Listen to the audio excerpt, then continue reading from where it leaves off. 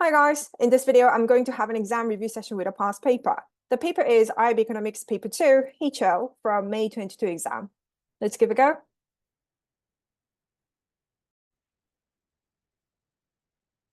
All right, the question 1 is about the country, Vietnam. Question A1, define the term debt servicing indicated in bold in table 1. I can define that refers to the repayment of loans and their interest that an economic entity holds. A2, define the term Gini coefficient indicated in bold in table 2. Gini coefficient refers to a measure of income inequality. When the coefficient value gets closer to 0, the more equal the income distribution. And the value closer to 1 means there is more inequality existing in the distribution of income. Question B1, sketch a demand and supply diagram to show the effect on revenue earned by Vietnamese farmers with improved access to the Japanese market. Improved access to the Japanese market leads to higher demand from Japanese consumers on Vietnamese products, allowing higher revenues to the Vietnamese farmers. B2, using information from table 1, calculate the change in the surplus on Vietnam's balance of trade in goods with Japan between 15 and 19. Table 1. Current account balance in 15, current account balance in 19. Then I can find the change between these two current account balance values.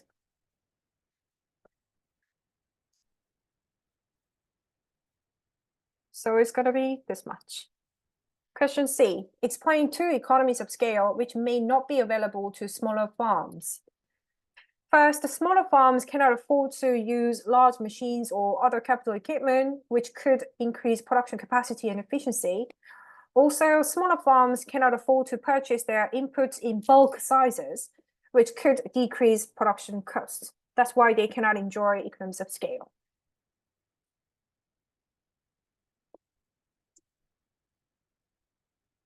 Question D, using a production possibilities curve diagram to show comparative advantage, explain why Vietnam would export seafood to Japan while Japan would export machinery to Vietnam.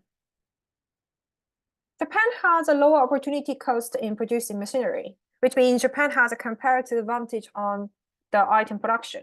And for Vietnam, it has lower opportunity cost on producing seafood, proving its comparative advantage on it. That's why Japan exports machinery and imports seafood from Vietnam, and the other way around for Vietnam. Question E, using a demand and supply of money diagram, explain the likely effect on interest rates of a reduction in the minimum reserve requirement for banks. When a central bank reduces minimum reserve requirement, it's going to allow banks to lend more, which will increase the money supply and thus reduce interest rates. Question F, using an exchange rate diagram, explain how the central bank in Vietnam could prevent the dong from depreciating by using its reserve assets. To prevent the dong from depreciating, the central bank would buy the dong via selling its foreign reserve assets. And by doing so, the demand for the dong would increase and the value would be appreciated. Question G, using information from the text, data, and your knowledge of economics, discuss the view that the trade with Japan is more beneficial for Vietnam's economic development than foreign direct investment from Japan. As you can expect, my introduction will define economic development, international trade, and foreign direct investment as tools for boosting economic development. First, I'm going to focus on agreeable points to the view, which is about the fact that trade is more beneficial than FDI for economic development of the country. And every argument is based on the references from the text and the data.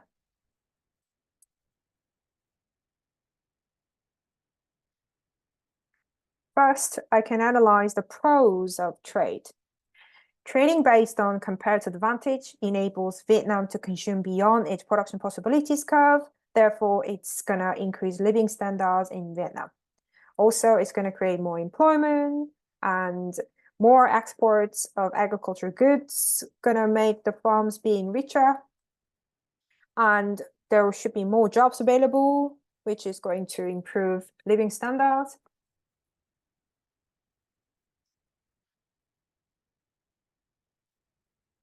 And I can additionally talk about some cons of FDI to support trade. First, Japanese factories tend to locate in urban areas. Therefore, inequality between urban and rural can be widened. Also, Japanese firms can take advantage of low-cost labor, which is the exploitation. Also, environmental degradation can occur. Lastly, foreign firms are getting too many preferential treatment from the government. So technically, the government doesn't earn much from the FDI. In the second body, I can focus on disagreement to the view, which argues that trade is not necessarily more beneficial than FDI for economic development of the country. So I'm going to start with the cons of trade.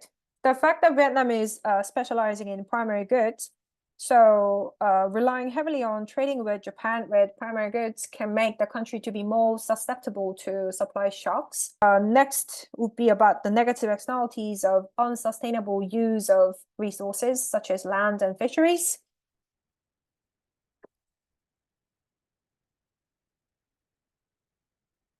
So alternatively, I can say FDI can have more pros. First, FDI enables Vietnam to add more value to the primary product it produces, so it can boost the economic productivity. Japanese FDI can be spent on improving Vietnamese infrastructure, which can improve economic productivity. And Japanese firms are introducing more technology, leading to also, Japanese firms' investment on human capital can be also quite beneficial to national productivity. Lastly, Japanese firms' investment on human capital can make the country to be more productive. So I reckon the government has to find the right balance between two options. Question 2 is about the country Malawi. Question A1, list 2 of the Sustainable Development Goals. The goals include no poverty and achieving gender equality. Question A2. Define the term tariffs indicated in bold in the text. Tariff refers to a type of tax that is imposed on imported goods in a country. B1. Sketch a production possibilities curve diagram to show the effect of improved human capital on Malawi's potential output. Improved human capital contributes to higher productivity and efficiency, which would shift the PPC curve to the right.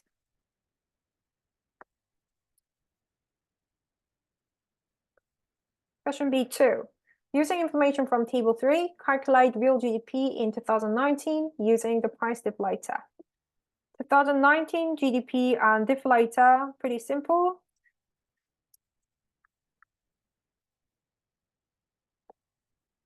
So I can get the value. Using a poverty cycle diagram, explain how an increase in funds for the education of teenage girls could break the poverty cycle.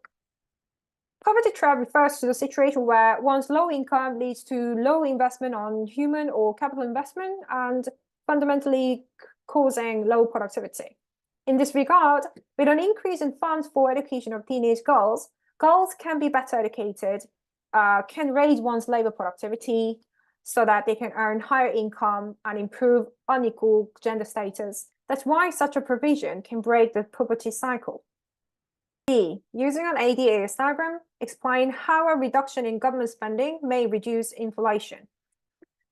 A reduction in government spending due to high budget deficit will lower AD, and followingly, multiplied effects on the private sector will further decrease the AD.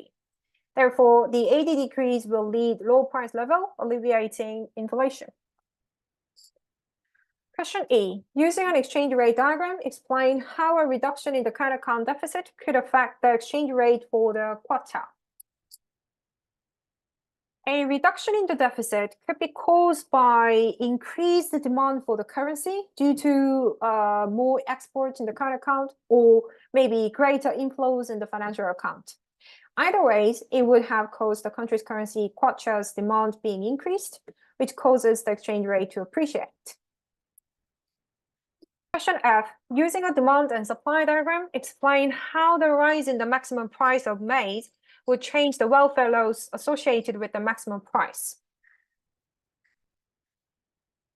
The rise in the maximum price of maize from PC1 to PC2 would decrease the welfare loss because higher price would have increased the quantity supplied, thus decreasing the pre-existing excess demand and make the market being closer to the free market equilibrium. Question G. Using information from the text, data, and your knowledge of economics, evaluate the government policies to promote economic growth and government development in Malawi. As always, my intro will define economic growth, development, and government policies.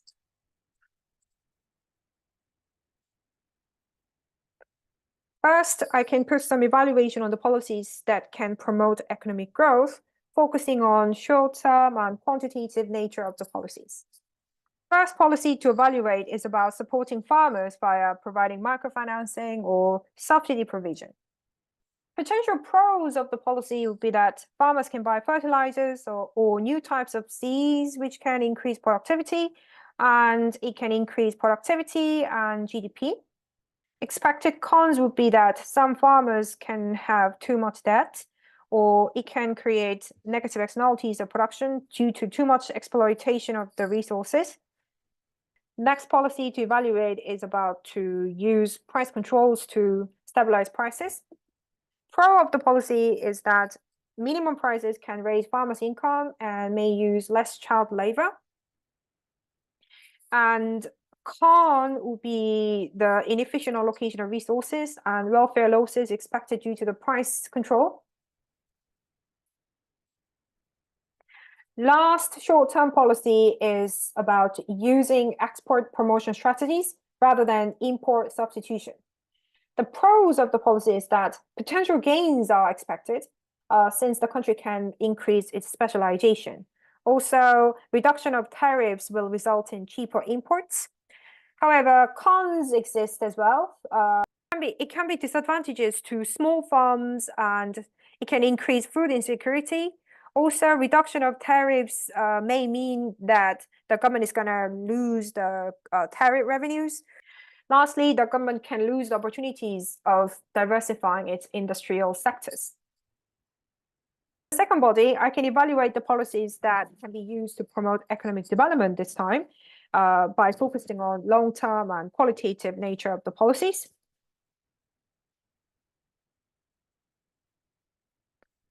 First, long-term policy is about improving human capital.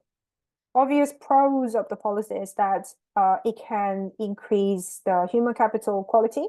Also, it can improve gender inequality. Also, it can further improve the poverty trap existing in the country. But the thing is, the policy requires too much funding and has too high opportunity cost.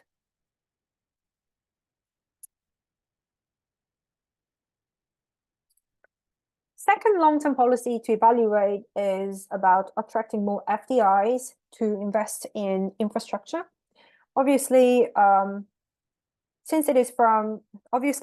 infrastructure improvement is from the foreign money, so government budget is now required, and it can improve national productivity. However, it can create lots of unexpected side effects, such as negative externalities or mismatch of the FDI's needs and supplies. So in conclusion, I can say that the country should apply the policies that can ultimately lead the country's economy to be more self-sufficient in necessary goods, and at the same time, try to switch to produce higher value-added products. All right, this is the end of paper 2. Thanks for watching. Bye.